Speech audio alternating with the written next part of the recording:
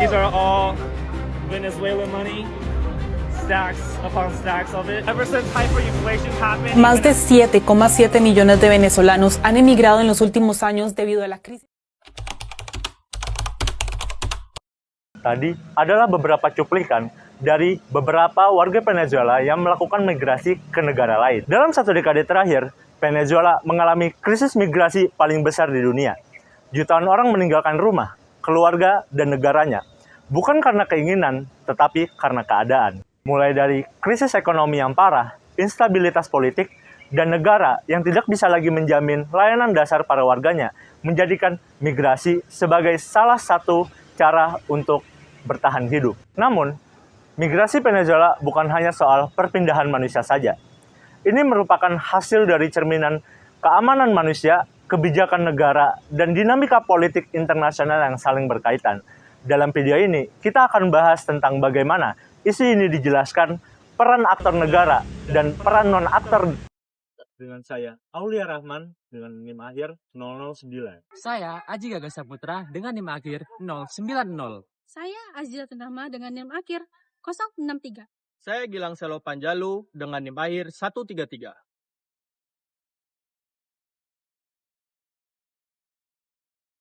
Nah, teman-teman, untuk memahami fenomena migrasi Venezuela ini, penting untuk kita melihat latar belakang terjadinya krisis ini. Migrasi besar-besaran ini terjadi bukan secara tiba-tiba, melainkan terdapat berbagai persoalan yang ada. Oleh karena itu, mari kita simak penjelasan berikut ini. Nah, jadi teman-teman, migrasi Venezuela ini merupakan salah satu migrasi terbesar di dunia pada abad ke-21. Nah, dalam waktu kurang dari 1 dekade, lebih dari 7 juta warga negara Venezuela meninggalkan negaranya dan berpindah ke berbagai negara, terutama di kawasan Amerika Latin, Amerika Utara, hingga Eropa. Nah, angka ini menunjukkan bahwa migrasi Venezuela ini bukan sekedar perpindahan bentuk biasa, melainkan sebuah krisis berskala besar. Migrasi massal dari Venezuela ini merupakan hasil dari krisis yang terjadi selama bertahun-tahun. Nah, krisis ini mencakup penurunan ekonomi, instabilitas politik, dan kondisi sosial masyarakat yang memburuk. Nah, jadi teman-teman, akar utama dari migrasi Venezuela ini terletak pada ketergantungan ekonomi terhadap sektor minyak. Nah, selama puluhan tahun, minyak ini menjadi sumber utama pendapatan negara. Nah, ketika harga minyak ini melambung tinggi, perekonomian Venezuela ini terlihat stabil. Nah, namun adanya ketergantungan berlebihan ini membuat Venezuela tidak mengembangkan sektor perekonomian lain secara seimbang.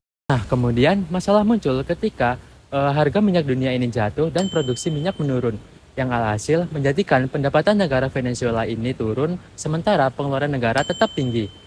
Untuk menutupi kekurangan anggaran ini, pemerintah Venezuela mencetak uang dalam jumlah yang sangat besar, yang kemudian memicu terjadinya hiperinflasi, yang dimana nilai mata uang Venezuela ini menjadi turun, sementara harga bahan pokok tetap melambung tinggi.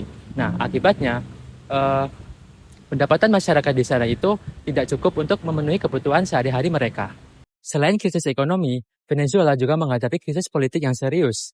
Nah, sejak masa pemerintahan Nicolas Maduro, konflik antara pemerintahan dan oposisi semakin tajam, yang dimana pemilu sering sekali dipertanyakan legitimasinya, sementara kekuasaan semakin terpusat pada pemerintahan. Nah, kondisi ini dapat melemahkan demokrasi dan membatasi kebebasan ruang masyarakat. Nah, bisa kalian lihat di sebelah sini teman-teman, sebagian besar warga negara Venezuela ini bermigrasi ke negara-negara tetangga, seperti Kolombia, Peru, Ekuador, Brasil, dan Chile. Nah, umumnya migrasi ini dilakukan melalui jalur darat dengan perjalanan yang sangat panjang dan beresiko. Pada awalnya teman-teman, negara-negara tujuan mereka ini bersifat terbuka, namun seiring dengan bertambahnya jumlah imigran, muncul tekanan terhadap lapangan pekerjaan, stabilitas sosial, hingga layanan publik. Dengan demikian, migrasi Venezuela ini bukan hanya sekedar persoalan nasional teman-teman, melainkan migrasi Venezuela ini sudah menjadi tantangan regional dan kemanusiaan yang berdampak luas. Maduro.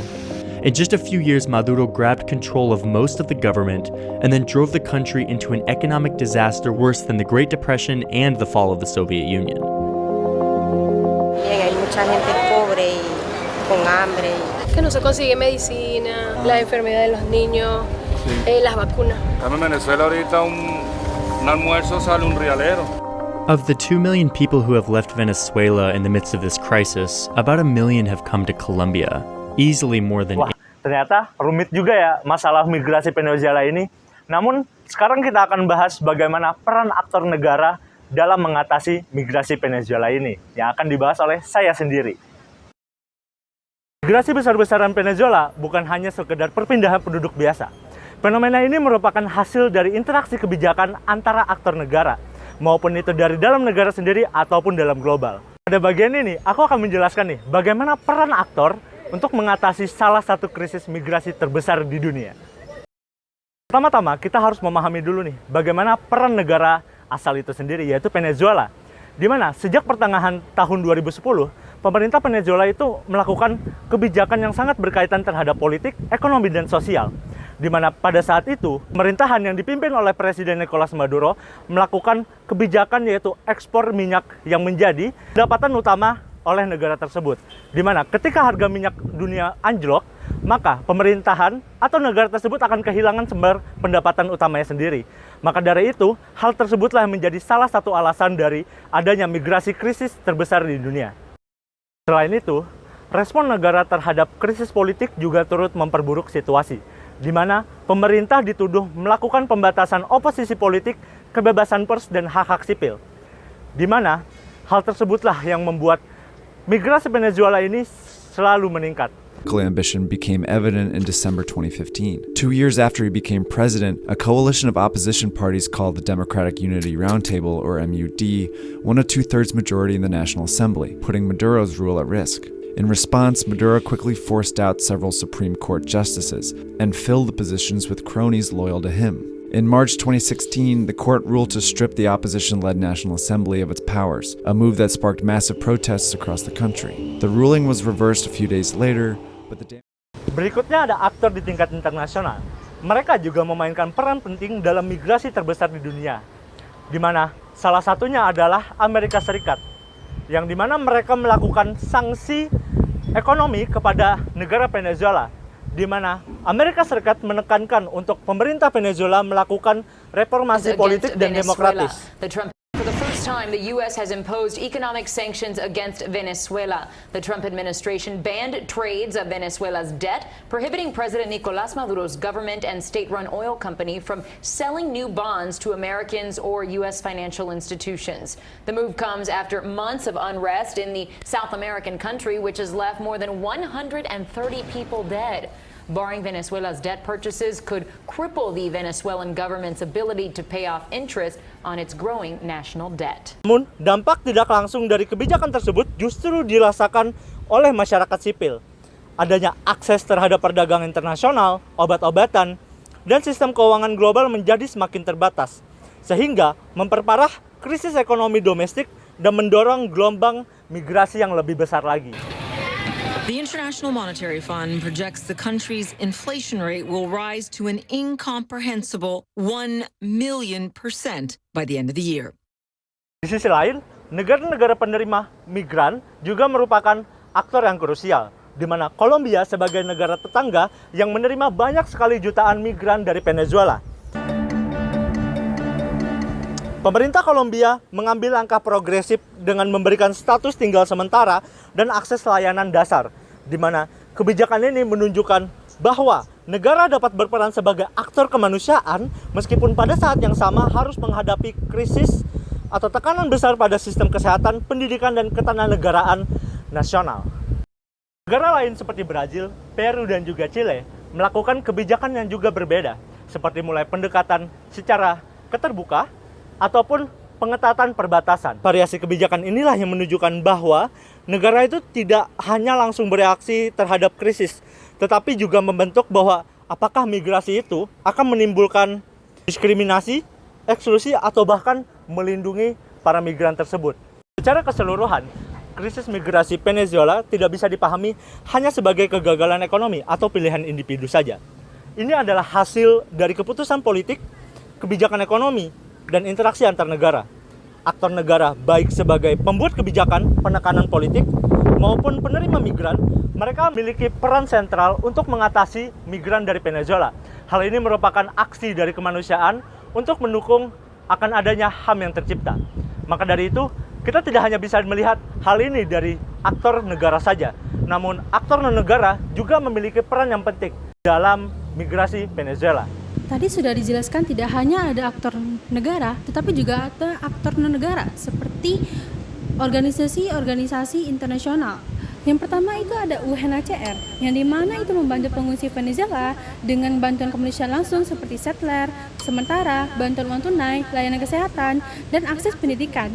UNHCR juga memastikan akses waka yang aman, memberikan bantuan hukum, serta melindungi kelompok rentan seperti anak tanpa pendamping, penyintas kekerasan berbasis gender, komunitas LGBTI, lansia, dan penyandang disabilitas. Bersama lebih dari 200 mitra melalui RMRP, UNHCR mendorong inklusi sosial ekonomi, kampanye anti-xenofobia, dukungan dokumen, dan izin tinggal, serta penelitian untuk memahami kebutuhan pengungsi.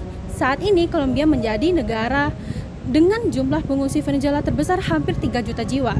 UNHCR sendiri memiliki strategi jangka panjang, di mana bantuan yang diberikan dapat bekerja menuju solusi yang lebih permanen, seperti repatriasi sukarela jika aman, integrasi lokal, atau relokasi ke negara ketiga. Meskipun fokus utamanya saat ini adalah dukungan di negara-negara tetangga. Yang kedua ada IOM, di mana International Organization for Migration itu membantu krisis migrasi Venezuela dengan bantuan kemanusiaan mendesak seperti makanan, shelter sementara, air bersih, sanitasi, dan layanan kesehatan. IOM sendiri melindungi migrasi dan eksploitasi dari perdagangan manusia, memberikan bantuan hukum dan dukungan psikososial, serta mendukung integrasi jangka panjang lewat akses pekerjaan, pendidikan, dan dokumen legal. Melalui sistem data DTM, IOM melacak arus migrasi untuk membantu pemerintah menyusun kebijakan, sekaligus menyediakan pemulangan sukarela yang aman bagi yang ingin kembali ke Venezuela. IOM sendiri diprediksi tetap menjadi aktor kunci, yang dimana fokus jangka panjangnya itu memperkuat bantuan kemanusiaan lewat program regional, fasilitas integrasi jangka panjang bagi migran yang menetap, dorong kerjasama antar negara untuk jalur migrasi teratur, dukungan reintegrasi bila kondisi memungkinkan, dan terus kumpulkan data untuk memahami dinamika migrasi, tujuannya migrasi yang aman, manusiawi, dan teratur. Lalu yang ketiga itu ada IRC, yang dimana International Rescue Community membantu pengungsi Venezuela dengan membantuan tunai darurat, layanan kesehatan, dan klinik seluler, serta dukungan psikososial untuk perempuan dan anak. Mereka juga menyediakan info volante, platform informasi hukum dan pekerjaan, serta membantu akses ekonomi seperti bank dan pelatihan kerja. IRC aktif mendorong advokasi hak pengungsi dan mencegah terbentuknya lost generation melalui program pelindungan anak. Lalu, untuk masa depan, IRC itu berpotensi memperkuat pelindungan jangka panjang bagi migran Venezuela lewat layanan kesehatan, pendidikan, dan kesiapan kerja, serta mendorong kerjasama regional agar respons migrasi lebih berkelanjutan dan tidak hanya darurat. Lalu yang keempat itu ada Save the Children, di mana Save the Children itu fokus pada anak dan keluarga dengan menyalurkan makanan, obat, sanitasi, dan bantuan darurat. Mereka memberikan ruang ramah anak agar anak migran aman dan mendapat dukungan psikologis, serta menyediakan pusat belajar untuk melanjutkan pendidikan, program kesehatan, dan gizi dijalankan untuk mencegah malnutrisi sambil mendorong kebijakan perlindungan anak di negara tujuan. Save the Children sendiri fokus pada masa depan anak migran dan memperluas pendidikan, dukungan psikososial, dan pencegahan eksploitasi agar integrasi jangka panjang lebih aman dan generasi Venezuela bisa bangkit kembali. Lalu, yang kelima itu ada RMRP, yaitu Regional Refugee and Migrant Response Plan, yang dimana itu berencana koordinasi regional yang dipimpin oleh UNHCR dan IOM untuk menyatukan lebih dari 200 organisasi dalam menangani krisis Venezuela. Fokusnya pada bantuan darurat seperti pangan, tempat tinggal, air bersih, dan kesehatan, sekaligus mendukung integrasi jangka panjang melalui akses pekerjaan, pendidikan, dan pelindungan hukum. MRRP sendiri juga mendorong penggalangan dana internasional dan menjadi model kerjasama keamanan non-tradisional di kawasan. Lalu, RMRP sendiri juga ke depan berpotensi jadi kerangka imigrasi regional berkelanjutan, bukan hanya bantuan darurat, tetapi juga fokus pada integrasi sosial lintas negara. RMRP sendiri ke depan berpotensi jadi kerangka migrasi regional berkelanjutan, bukan hanya bantuan darurat, tetapi juga fokus pada integrasi sosial ekonomi migran Venezuela. Lewat koordinasi lintas negara, RMRP bisa selaraskan kebijakan migrasi, cegah respons transformasi, dan tekan risiko krisis keamanan non-tradisional.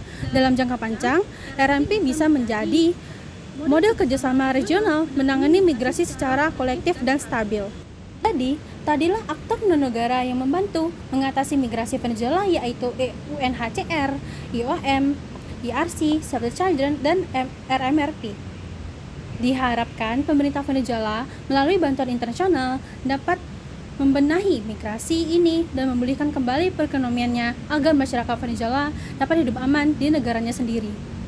Dari penjelasan tadi, kita simpulkan bahwa krisis migrasi Venezuela bukanlah fenomena yang berdiri sendiri, apalagi semata-mata hasil pilihan individu. Migrasi besar-besaran ini merupakan konsekuensi dari krisis ekonomi politik dan kemanusiaan yang saling berkaitan, serta diperparah oleh keputusan dan kebijakan para aktor negara. Ketika negara asal gagal menjamin kesejahteraan, migrasi menjadi pilihan yang hampir tak terhindarkan.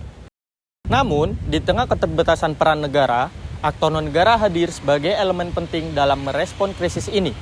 Organisasi internasional seperti UNHCR dan IOM, serta berbagai organisasi kemanusiaan lainnya, juga memainkan peran krusial dalam memberikan bantuan darurat, perlindungan hukum, hingga mendukung integrasi sosial dan ekonomi para migran di negara tujuan. Oleh karena itu, pendekatan yang berfokus pada solidaritas, perlindungan hak asasi manusia, dan kerjasama regional menjadi kunci dalam menghadapi krisis migrasi di masa depan. Memahami migrasi Venezuela bukan hanya tentang melihat angka dan perpindahan penduduk, tetapi tentang memahami manusia, kebijakan, dan tanggung jawab bersama dalam sistem internasional.